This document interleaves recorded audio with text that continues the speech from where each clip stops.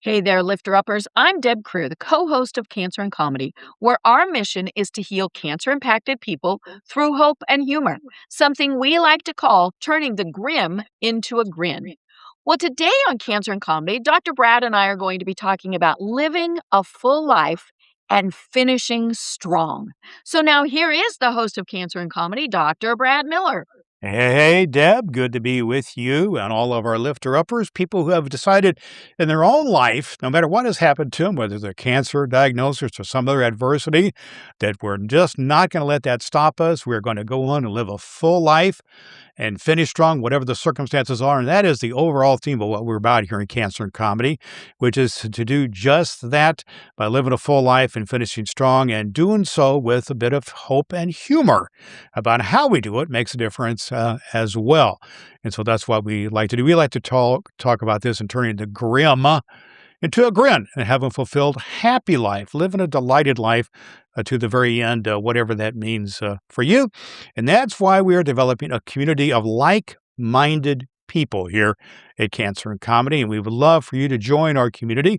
A part of what we're about, you can leave us voicemails and other things like that at our website, cancercomedy.com, or simply join us by going to cancerandcomedy.com/free is one way to get our online course that we have. And that's one thing that you can do. Also, you can join us by cancerandcomedy.com/follow. We'd love to have you in our community. Well, Deb, hey, Deb, one of the things we like to do is have some fun here. How about a couple of bad dad jokes? You ready for a couple Oh, here? I wait all week for these. Oh, I know that you do. Well, last night I didn't, sleep so well. I kind of dreamt. Oh. I dreamt that I was a muffler. Oh, I was exhausted. Oh dear. Maybe I encourage you when I laugh at I these. don't know. I don't know. Well, I've been just kind of having a bad time. When I was in the kitchen earlier, I cut my finger shredding cheese. I think I may have a greater problem. Cute, cute, cute. Well, like I said, I think I encourage you by laughing, but we love these. And so, as you know, following our conversation, you're going to want to stick around for Dr. Brad's bad joke of the day. Yep, we've got another one. But then, of course, we turn serious with the very important Faith It or Break It segment. Well, as mentioned, we would love for you to be part of our Cancer and Comedy community, where together we crush cancer with a message of how to cope with hope and humor. Please follow Cancer and Comedy at cancerandcomedy.com/follow.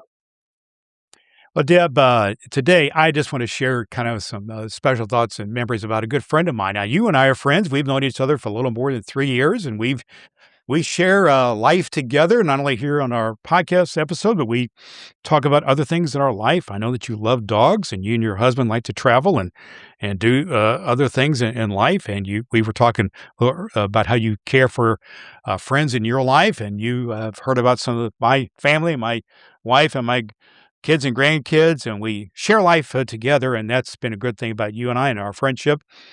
But I wanted to talk today about a long-term friend and how that makes an impact on our lives, and how it's an important part of what we do and having value and cherishing in our lives. And I was privileged to attend the funeral of a good friend of mine just a couple weeks ago. And this is a friend of mine I've known for over 50 years. Now, I'm 67 years old, and so that means I've known Joe since I was in high school days, and he was a chaperone of a event that I went to when he was probably in his early 20s, and I was about 16.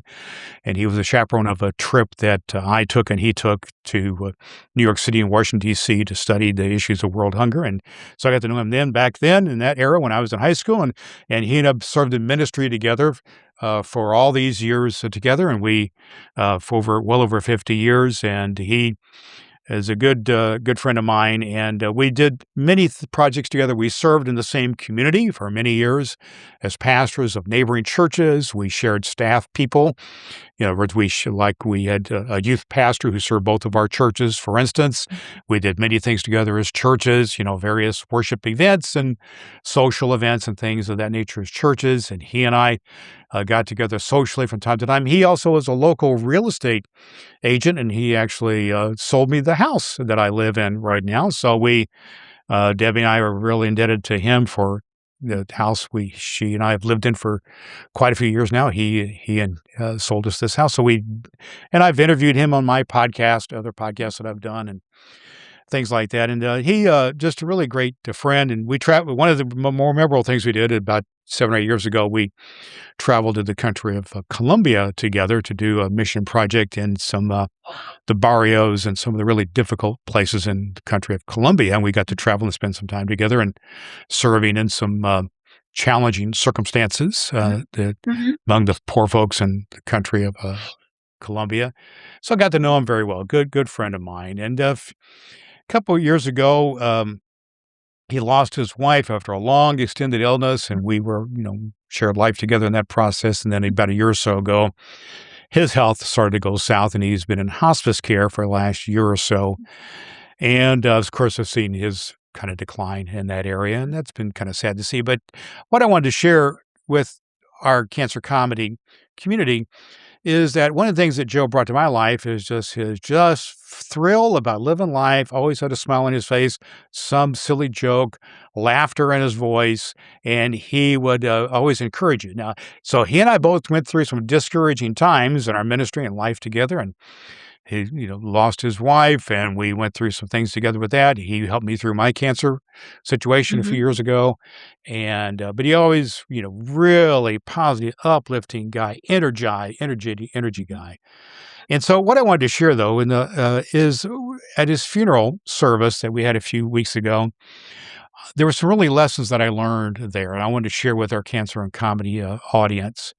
And that is in the last year or so, he had been pretty sick, like I said, in hospice care for over a year, and he had Mhm. decided, even as his health was declining, that he was going to be continue to be active as he could in the church that he was a part of, and he attended one of the He's Joe was a very intellectual guy and a very musical guy. He was a classically trained musician, singer, choir leader, played instruments. And he was a Latin major in college, and so he taught Latin. Wow. So not too many people Mhm. know Latin, for instance. Mhm. But he was very from a high church tradition, lots of liturgy and things of this Mhm. nature. And so, church he went to, attended in his retirement years, was a very ornate, elaborate church with big pipe organ and very ornate and elaborate worship experiences. And he was a Mhm. part of that and helped lead the choir and so on for many Mhm. years. Was a part of that. But he decided that one of the things that he couldn't really attend church in person for the last many months of his um, debilitation of his health, and would participate in his worship virtually. So I was told he shared in his daughter, who's a friend of mine, and we're helping him run his real estate business, shared that he would usually attend the 9:30 on video on YouTube, the 9:30 service of the church they used to serve, called Smith Valley Church, and he would attend that service virtually at 9:30 a.m. on Sundays. And then the church he attended and was a part of in his retirement years, called Roberts Park, at the 10:30 service. But he would be there every week, and he would make comments to the pastors and so on about things and participate best that he could. But he made it his through virtually through video. And so Mhm. that's what way Right. we communicate through our audience is through audio, and through video, through podcasting, and through video. And so that's one of the things that he did. So he still participated, and he would still send notes and indicate prayers and so on, and participate in other ways. But he made it his goal that he wanted to participate, if he all could, in Easter service of 2026, which was April 5th of 2026. And so he planned for some time, as best he could, to go to Easter service. And he Mhm. didn't Right, think he to was going attend in person. in person. And Mhm. this was going to be quite an undertaking because he was basically, in pretty tough shape, more or less Mhm. bedridden for many months. Mhm. and but he was able to attend Easter service with a great deal of effort. His daughter Mhm. brought him a wheelchair and so on, and he went to a special area in the church. It was for, people in wheelchairs and so on, and able to be in a balcony area to kind of overlooking the sanctuary. And he was able to participate, be a part of the service, and the choir Mm. was able to sing. And of course, Easter high church moment. And he was able, Right. Mhm. but the pastor of the church, really wonderful guy who's originally from England, so he has this beautiful lilting English accent, went up as a part of the service, went up and allowed Joe to give the benediction of the Mm. service. And he went up to where Joe was at in this balcony area, Mhm. and the pastor of the church and Joe's daughter were able to hold up Joe, literally help him stand Mhm. up from his Mhm. wheelchair, and he was able to give the benediction, the closing prayer Mhm. of the service. And it's very short and brief. I want to read it, and I hope that later on I can maybe insert this into the actual recording of what we're doing here for what Joe actually said. And that he just said this. He just said as Mhm. his closing comments was surely God who saves me, I will follow him and not be afraid, for he is my stronghold of my life, a sure defense. Amen. And he said it in his weak voice, very different than what he normally would have. He's able to give that teaching there to all of us who, well, I was able to be there, but I heard it in the funeral service.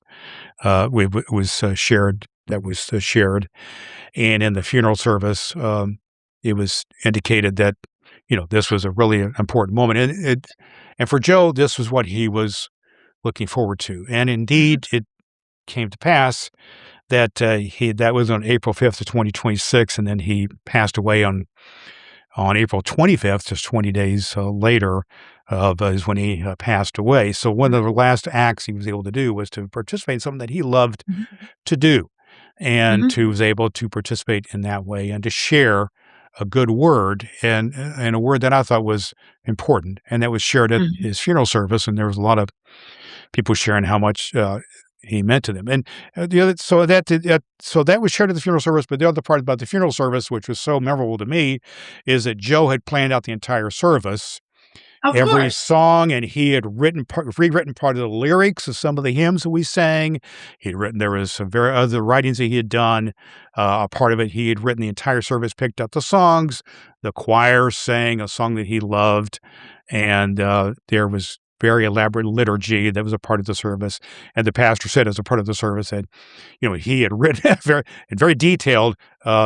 His fingerprints were all over Mhm. the service, and he had that plan going on. So he was able to be participating in not only the last service of worship he had, which was he lived his life as a pastor and as a worship leader and as a musician and as a writer and as an intellectual person. And he was able to participate in his last act of worship on Easter Sunday and the last act of worship regarding him on his funeral service. And all that was very powerful and meaningful to me, and knowing him for over 50 years. And of course, other people, his daughter and other family members and folks in both the church he attended and the last church he served, which he had served for many years, about 15 plus years, were there and sharing stories and that kind of thing. But I wanted to share with our audience and with you some of the things I thought were lessons learned that I think can apply to us, our lifter uppers. We like to call our people who Mhm. follow us lifter uppers, because they are people who have decided to lift up themselves and lift up one another, even in the midst of something like a cancer diagnosis, and to live life to the full and to finish strong. And so I just wanted to share a few lessons that I think I learned from the life of my friend Joe. Joe Bottorf is his name, and that I think can apply to all of us. So Mhm. this is what we're doing here is not just a story of a memorial remembrance about my friend. It's about how it applies to all of us and how maybe we Mhm. can apply it to this. And I just want to see what you think. And one of the lessons I think I learned is kind of have a vision that bigger than your circumstances. Mhm. Joe was in hospice and he was weak and he was homebound, but he wasn't defined by that condition. He kind of kept his eyes on a bigger goal, that he wanted to serve others to the end. And he that one thing got him not only out of bed, but out of the wheelchair and into that service on Easter Sunday. And so I think it's important to have a vision bigger than your circumstances. How do you respond to that? Oh, definitely, because it can really drag us down. And especially when you're getting toward the end, which Mhm. he really knew. But we've talked about it, and with many of the guests, the importance of having goals. And his goal was not, "Hey, I'm gonna do this 5, 10 years from now." It's, "I'm gonna do it this week." Mm. And I think that's one of the things that is so important is to set attainable goals. Yeah. And because sometimes we do get too lofty with them, and then we're kinda crushed when we don't meet those.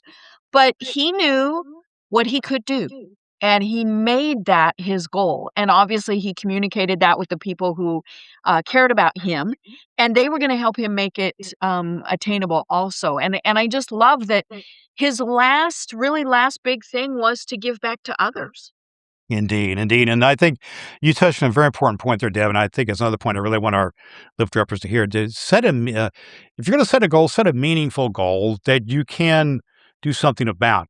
You know, specific. There's something called SMART goals, specific and meaningful and attainable and achievable in a time within a time frame, and it was specific and achievable for him. Now he didn't know exactly. His goal wasn't to beat cancer and to, Right. get back to work and all that kind of thing. It was a concrete, meaningful goal to see if he could make it to worship, and he made it to there. And so that's a good thing there. I think another thing I learned is to show up even when life is hard. Um, Right. he showed up. He wrote that benediction prayer. It wasn't just off the cuff thing. Yeah, I have the video still of him doing it on the YouTube video, and it shows him reading it off a card that he had with him that he prepared for Right. his time, and he showed up. And there's something profound about your presence that is important there. Um, that you still matter. You still matter. Mhm. Your thoughts? Right. Right. Well, yeah, I mean, and it gave him something to do, right? Hmm. As and I am guessing, just hearing you talk about him, that this was something that he probably spent a lot of time working on. And, because he wanted to make it as meaningful as he could. And I think he probably also realized it was going to be hard for some people to see him, Hmm. and Yes. but I think it's good for us to see people who kind of rise above, Yeah. and so yeah, I mean, there were just so many messages that he gave. I mean, the simplest one was don't give up. Yeah. But yeah, he really made sure that what he did was meaningful, and I am, guessing that every person who was at that service will always remember that. Absolutely, indeed, and I think another lesson I learned there is speak the truth while you can, while you're Mhm, capable. You don't need to wait forever, I know that he had some times with his daughters and family members and other people in his life where he was able to speak truth to them personally, mhm, and, I remember, he said in his benediction, he said, "Surely God will save me, I'll follow him and not be afraid, for he's a mhm, stronghold of my life." So to not be right, afraid to say those mhm, things, to do what mhm, you can. And, I know in my own life, my own father, before about 6 months before he passed away, I have 3, sisters and a brother, and he gathered all 5 of us together, 6 months or so before he passed away while he still had and he had some things he wanted to share, and some of it was actually some details mhm, about his funeral and things of that nature, but, also personal things. mhm, Share it while you can. You don't need to right, wait forever, mhm, mhm, and, because time will slip away, and you mhm, need to do that. So right, another thing I think we can do is, have some intention with your life. He mhm, planned out his funeral service. He mhm, made some plans mhm, regarding other things in his life, and I think that's important to be intentional as well. If you've mhm, known some people who didn't plan accordingly and kind of left people in their life a little bit hanging out to dry a little bit, as I know that mhm. I have. So, Mhm. Right. And my mother was a planner, and it was immensely I was immensely grateful that she had done that. She'd even written down the songs that she wanted. Now, she didn't write her eulogy, and the strange thing is she didn't write her obituary, We had kinda thought she would. But one of the funny things that she did was, she wrote down, which mortuary she wanted to go to. Okay. And the really funny thing was she said, "Do not take me to," in all caps, right, "X mortuary." Well, guess where we ended up taking her because Okay. you hadn't read that. And I was like, "Okay, well, she hasn't struck us by lightning, so we must be okay." Um, but yeah, she had it all planned out. And it was interesting. I was talking with someone just yesterday whose father was a minister who had passed. And they'd been given 6 weeks, and they actually got about 3 weeks, much shorter time period. And she said he did the same thing. He gathered them together. He put all of his, as we call it, put his affairs in order. Yes, yes. And one of the things he said was he wanted to make it easy for those who came after him. And sometimes people do that, sometimes they don't, but that's one of the things that sometimes I think that can be a goal is how can we make it easy on the folks that are, left behind? Yeah, absolutely. That's a gift. That really is. Mhm. Mhm. One of the other things I learned about Joe and his life is staying connected with others was important to him, and I Mhm. think it should be important to all of us. And that was kind of community Mhm. relationships, Right. friendships Mhm. are medicine. Right. And Right. I know Well, Joe, and watching the services every week, that was yeah, very important to him. is That was important how to he him, was staying connected. and he also made time for his family and so on. But also, people came to see him. I knew a chaplain friend of mine went over to his house to see him in the last few weeks of his life, and so he connected, and certainly the pastor of his church and other folks. So he connected personally and Mhm. interpersonally Right. with church folks and with his pastor and with his daughter and other family members. And he wasn't isolated. And so, in fact, I understand in the couple weeks after this Easter service where he gave the benediction. It was on the church as a YouTube page, and he would say to people who came to visit, which several did in the last couple weeks of his life, he said, "Hey, I'm on YouTube," and you pull up the video, and I'd want to say, "Hey, take a look at me here." And so he was always a bit of a showman. He was a musician and showman, but meaningful human connection changes people, and Right. and we need to be Mhm. intentional about our human Mhm. connections. Right. And the thing with Joe is he lived until that very last day. He wasn't just gonna lay there and feel sorry for himself or any of those things. It was in essence, he went out with a bang, right? Yeah, yeah, He made sure that what he did was what he wanted, but again, it was to serve others. absolutely. Couple of things I want to mention here, and one of it is that hey, you've got gifts that you can bring all the way to the end. And in Joe's case, it was music, it was liturgy, it was presence, it was basically preaching, and all those type of things he brought to the end. Mhm. But all of us have something that we can offer to the end. It might be a good word to somebody in the family. It could be all kinds of things, but we have vitality in our life to the very end. Mhm. Bring your gifts to Right. the end. Mhm. Most definitely, and it might be the time to mend some fences. Or maybe not. I mean, you don't wanna get stressed out, but, maybe it's more reach out to the folks that mean a lot to you that maybe you just haven't talked to in a Sure. while, and just say, "Hey, was thinking of you, and now I'm going to be watching over you." Yeah. But yeah, have those conversations while you can. And of course, the really important thing is have those conversations before you get sick. Yeah. But yeah, once you know, hey, this is what's happening, then really be, as you said, be very intentional about it. Love that. I love that. I think another thing I learned from Joe is, and it's kind of a lesson he taught at the very end, don't be afraid. He knew he Mhm. was facing his mortality, and he was just saying to people, God saves me, don't be afraid. And that was kind of Right. his, so this is kind of his witness to other Mhm. people. And that doesn't mean he wasn't, it was just kind of a public declaration of faith for Mhm. him. Right. Not a denial about, Mhm. of the unknown, but Right. just a statement of Mhm. courage. Don't pretend like everything's fine, but just to Right. face the future, Mhm. and don't let fear have the Mhm. last word. Right. And I think that was an important message that Right. I Well, and had. of course, he knew what was coming next, Yeah, and he knew it was good. And even if obviously that was from the faith perspective, but it was also he was going to be free from pain. all of those various things. But yeah, he knew what was coming. Yeah, Um, yeah, and and I'm sure, that especially as a man of very devout faith, he was very much looking forward to it. absolutely, absolutely. The other aspect I think I learned here is that, you can be a contributor to the end, not just a recipient. A lot of times when we are impacted by cancer, we are receiving care, whether it's, Right. in his case, hospice care, or care from others, and that's all good. That's all well and good.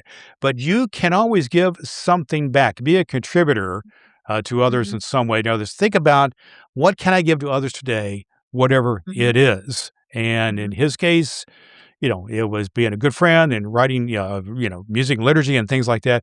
But what are some ways that you in your life can be a contributor? Right. And every day, right? Whether, because let's be honest, we are all dying. For most of us, though, hopefully it's a long ways Sure. off. But why not live like, we need to tell people, what is it? It's the Tim McGraw song, right? Live like you're dying. Yeah. And so be grateful. Tell people thank you. All of those things because you really don't know when things are going to end. Yeah. Well, just two more points I want to lift up that I would thought were teaching points for me, and I think may be helpful to our lifter uppers. And one, the image I have and of this whole experience, one of the main images I have was when Joe gave this benediction, which is the closing prayer of a worship experience. He was held up by the pastor of the church and by his Yes. Mhm, daughter.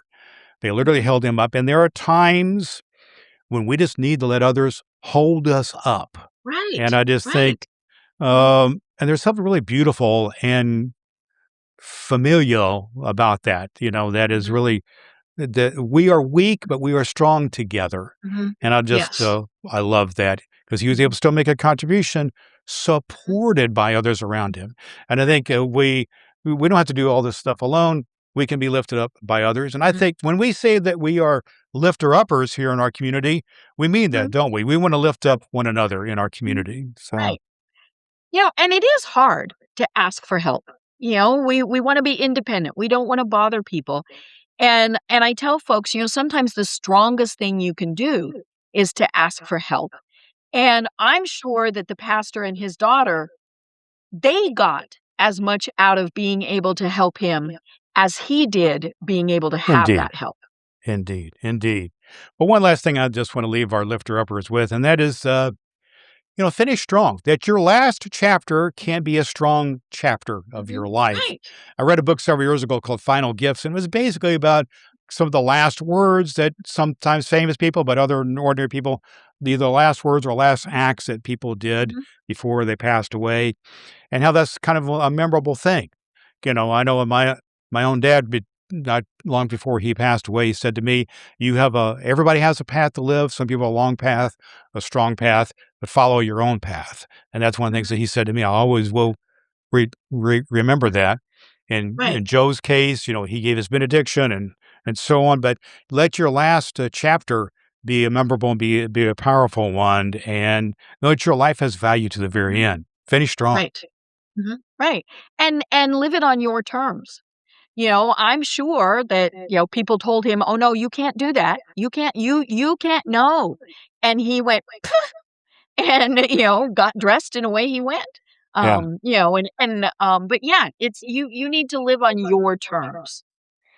Well, and I just kind of would leave us with this thought that for Joe's case, Easter, of course, is the day of in the Christian tradition of resurrection and new life. As a Mhm. It was transition, perfect. and he did that on Easter Sunday, so that was important for him to Mhm, do that. And certainly, mhm, that was a that made that Easter service for that church and everybody who's witnessed it on YouTube and so on a very powerful experience with that. But that you have something to offer there, and a newness can come in all kinds of ways, including mhm, when we mhm, transition, we pass on, pass on.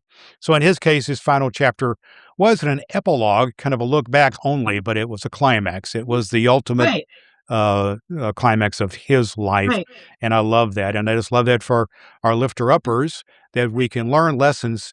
Mhm, I think everybody has a Joe in their life. At least I hope that you do. mhm, That someone who's spoken to your mhm. life that you can learn some lessons from, and Right. to take it on and to live your life. And so I thank God for Joe in my life, for Joe Bottorf, and for his message to me. And I hope that I can have a little piece of that in me as I go on to the next things in my life. And I want to thank you and our lifter uppers for being a part of what we do right here in the Cancer Comedy Podcast.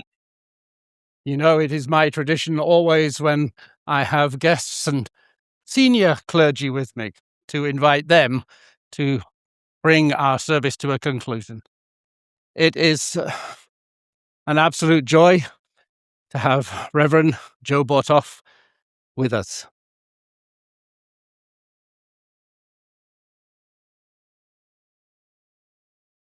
Joe, can I invite you to bring our worship to a close? Surely it is God who saves me. I will follow him and not be afraid, for he is the stronghold of my life and my sure defense. Amen. Go in peace, and the God of peace go with you. Amen.